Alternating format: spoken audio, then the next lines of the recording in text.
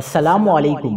عمر شریف کو لے جانے والی ایئر ایمبولینس میں فنی خرابی، امریکہ روانگی میں تاخیر۔ عمر شریف کی اہلیہ زرین غزل کو جرمنی میں کئی گھنٹے تانے میں کیوں گزارنے پڑے؟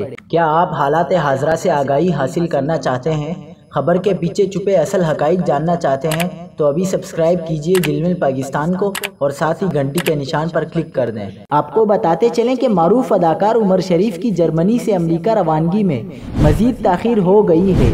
ایئر ایمبولینس کے طور پر زیرِ استعمال طیارہ نائٹ لینڈنگ اور ٹیک آف نہیں کر سکتا، لہٰذا آگے کے سفر کے لیے جرمنی کے شہر نیورمبرگ میں ایئر ایمبولینس طیارہ تبدیل کیا جا رہا ہے۔